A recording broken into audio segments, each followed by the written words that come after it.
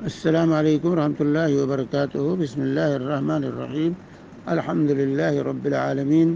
الصلاة والسلام علی خاتم الانبیاء والمرسلین وعلی آلہ وصحبہ اجمعین. اما بعد. اصول فقہ سے متعلق ایک سوال ہے. یہاں ایک عبارت اصول فقہ کی بھیجی گئی ہے اور اس کا مطلب معلوم کیا گیا ہے کہ دلالت القول اقوی من دلالت الفعل، کہ فعل کی دلالت سے قول کی دلالت زیادہ قوی ہے. یہ مسئلہ ہے کہ جب رسول پاک صلی اللہ علیہ وسلم کے قول اور فعل میں، یعنی قولی حدیث ایک ہے، ایک فعلی حدیث، اور دونوں میں بظاہر تضاد نظر آ رہا ہے، تو ایسی صورت میں ترجیح کس کو دی جائے گی؟ قول کو یا فعل کو؟ قول کو یا فعل کو؟ تو اس اصول سے جو بات واضح ہوتی ہے بظاہر کہ قول یہ فعل پر مقدم ہوگا، قول کو فعل پر مقدم کریں گے. لیکن اس میں تفصیل ہے.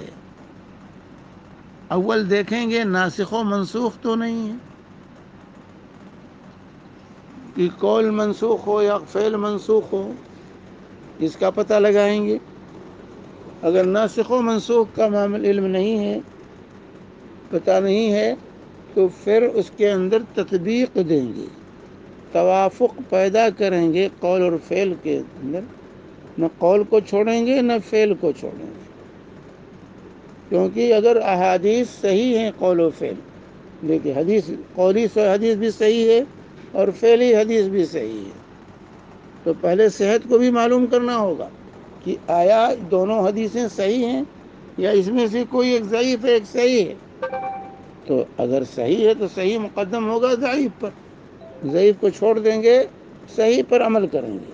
اگر ناسخ و منسوخ کا معاملہ ہے تو ناسخ پر عمل کریں گے، منسوخ کو چھوڑیں گے.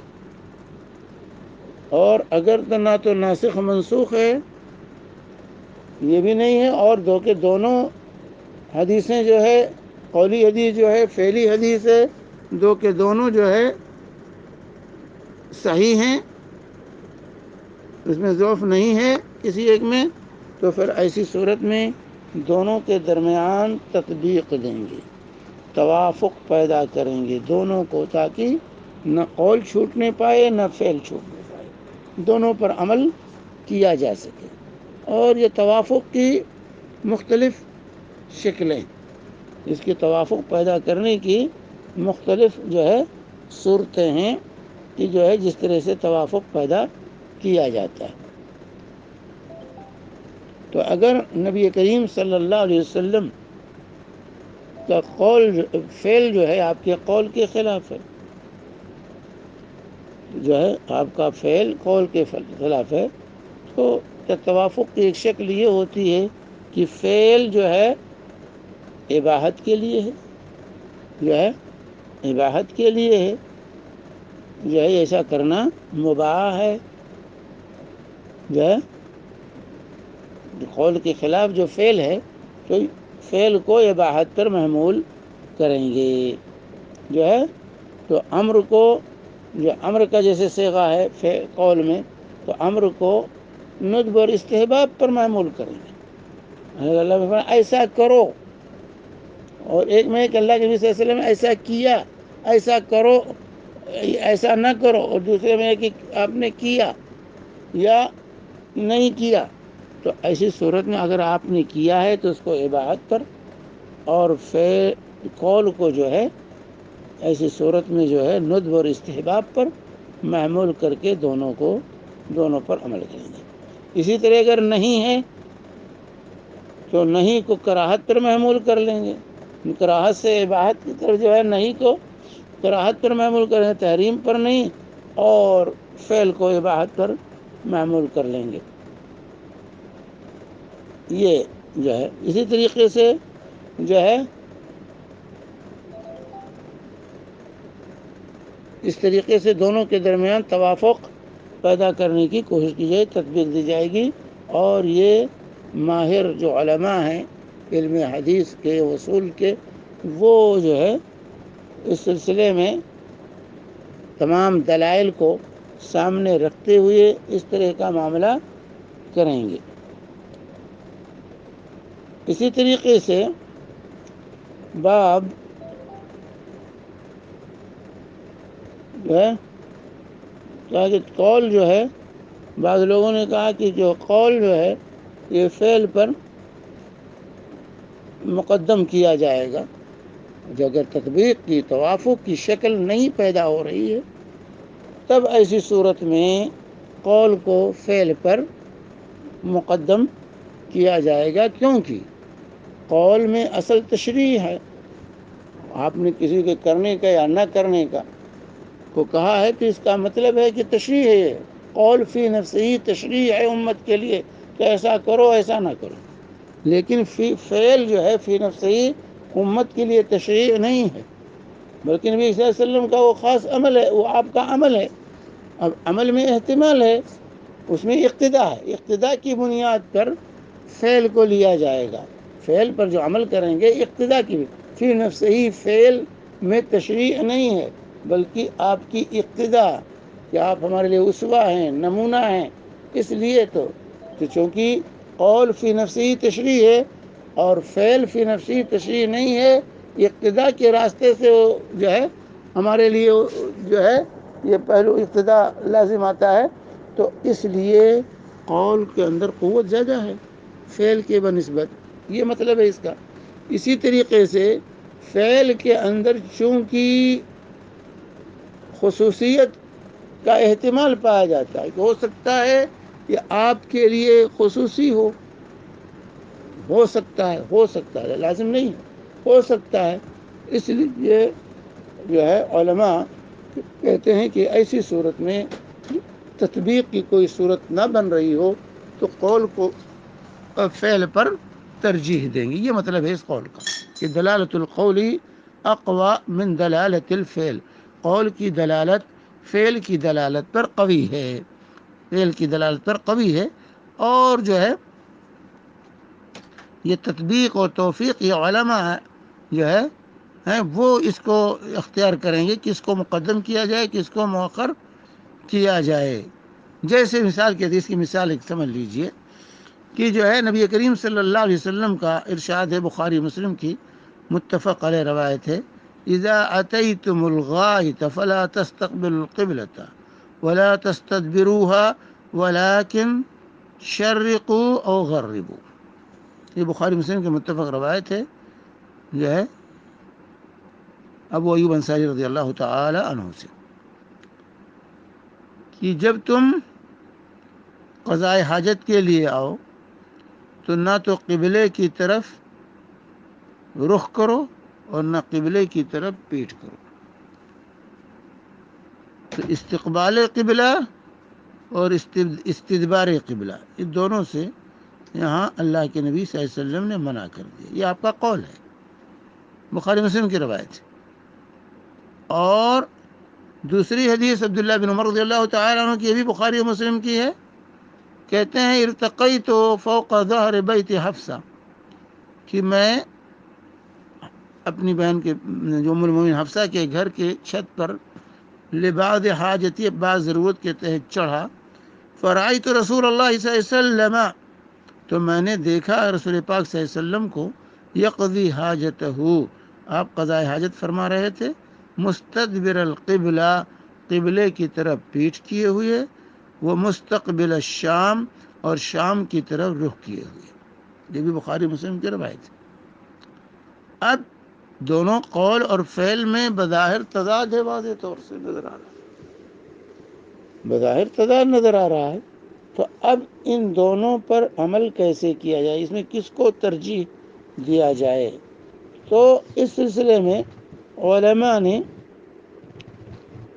جمع کرنے کی تطبیق دینے کی کوشش کی۔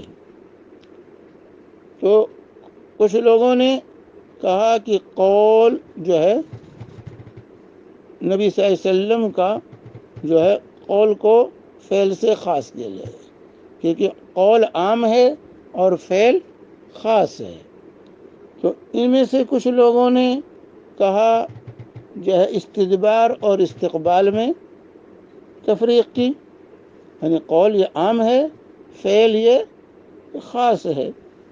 تو اور کچھ لوگوں نے کہا ان میں سے جو ہے یہ تطبیق دیتے ہوئے کہ استدبار اور استقبال میں فرق کریں گے، کیونکہ اس روایت کے اندر ہے کہ اللہ کے نبی صلی اللہ علیہ وسلم کعبہ کی طرف پیٹھ کیے ہوئے تھے اور شام کی طرف جو ہے منہ کیے ہوئے تھے. تو اس کا مطلب ہے کہ ہاں استقبال استدبار حدیث میں جو منع کیا گیا ہے تو استدبار منع نہیں ہے، استقبال صرف منع ہے.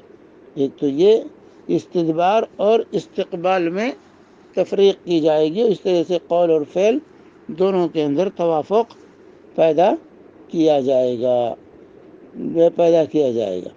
اسی طرح کچھ لوگوں نے دونوں میں تطبیق دیتے ہوئے یہ کہا کہ عمارت کے اندر ہے، آپ کے فعل کو عمارت کے اندر پر محمول کیا جائے گا اور قول کو صحرا اور میدان کے اندر محمول کیا جائے گا. تو عمارت کے اندر جائز ہے اور صحرا کے اندر جائز نہیں ہے. صحرا کے اندر میدان میں نہ استقبال جائز ہے نہ استدبار جائز ہے، لیکن عمارت کے اندر ہے تو استقبال اور استدبار دونوں جائز. ایک تطبیق یہ دی گئی. کچھ لوگوں نے کہا نہیں یہ خصوصیت ہے، تو فعل کو نبی کریم صلی اللہ علیہ وسلم کے لیے خاص کر دیا گیا کیونکہ یہ فعل آپ کے لیے خاص ہے. اور عبداللہ بن عمر رضی اللہ تعالی عنہ جو ہے اس خصوصیت کو جو ہے عبداللہ بن عمر رضی اللہ تعالیٰ عنہ جو بیان کیا، جو بظاہر جو دیکھا اس کی خبر دی ہے. تو یہاں خصوصیت کا احتمال ہے کہ آپ کے لیے خاص ہو، اور پھر یہاں آپ تنہائی میں کر رہے تھے، امت کو بتانا مقصود نہیں تھا. امت کے سامنے نہیں کیا تھا کہ اس سے لوگوں کو اقتدا اس میں لوگ کریں. ہماری اقتدا کا پہلو بھی نہیں یہاں پر ہے، یہ اندر کا معاملہ. اور پھر عبداللہ بن عمر رضی اللہ تعالیٰ عنہ کو یہ خبر نہیں کہ آپ نے ایسا کیوں کیا تھا، کس وجہ سے کیا تھا. ہو سکتا ہے کوئی مجبوری رہی ہو، کوئی ضرورت رہی ہو، یا آپ بھول گئے ہوں، جہت کا خیال نہ رکھا ہو. تو اس طرح سے احتمالات ہیں اس فعل کے اندر. اس لیے علماء کی جماعت قول کو ترجیح دیتی کہ قول میں تشریح ہے، قول مقدم ہوگا آپ کے فعل پر، اور فعل یہ آپ کے لیے خاص ہے کیونکہ آپ نے تنہائی میں کیا ہے، کسی کو بتایا نہیں ہے. تو اگر اس میں اقتدا اور جواز کی بات ہوتی تو اللہ کے نبی صلی اللہ علیہ وسلم امت کے سامنے وضاحت کرتے. تو اسی لیے ترجیح کس کو ہوگی؟ قول کو ہوگی. قول اقوی، دلالت القول اقوی من دلالت الفعل. تو چاہے عمارت ہو چاہے میدان ہو، جو ہے استقبال و استدبار یہ جائز نہ ہوگا. اور یہ فعل اس کے اندر چونکہ احتمال پایا جاتا ہے، ہو سکتا ہے نبی صلی اللہ علیہ وسلم کے لیے خاص ہو سکتا ہے نبی کریم صلی اللہ علیہ وسلم کو یاد نہ رہا ہو اس سمت کا، جہت کا، ہو سکتا ہے کوئی عذر رہا ہو اللہ کے نبی صلی اللہ علیہ وسلم کے پاس، اور آپ نے اس کو لوگوں کے سامنے بھی نہیں کیا ہے. جو لوگوں کو بتانا بھی اس سے مقصود نہیں تھا کہ لوگوں کو اس کا پتہ چل جائے. یہ تو اچانک عبداللہ بن عمر رضی اللہ تعالی عنہ کی نگاہ پڑ گئی، اور اچانک نگاہ انسان غور سے نہیں دیکھ سکتا. ایسے مواقع کو، ایسے مناظر کو انسان غور سے نہیں دیکھ سکتا، اور اچانک نگاہ پڑی فوراً ہٹا لیا نگاہ کو. تو اس کے اندر بڑے احتمالات ہیں، اس لیے یہاں قول کو فعل پر ترجیح کو کہا جائے گا کہ دلالت القول اقوی من دلالت الفعل. قول کی دلالت فعل کی دلالت سے زیادہ قوی ہے. اس لیے ترجیح ابو ایوب انصاری کی روایت کو آپ کے لا تستقبل القبلہ ولا تستدبروها، نہ قبلے کی طرف کا استقبال کرو اور نہ قبلے کی طرف پست کرو قضاء حاجت کے وقت. تو یہ ہے مفہوم خلاصہ جو ہے اس مسئلے کا، تو اس مسئلے کا جو ہے یہ خلاصہ ہے. اللہ تبارک و تعالی ہمیں احادیث نبیہ کو سمجھنے کی اور اس کے مطابق عمل کرنے کی توفیق عطا فرمائے۔ وصلی اللہ علیہ نبینا محمد وعلی آلہ وصحبہ وسلم۔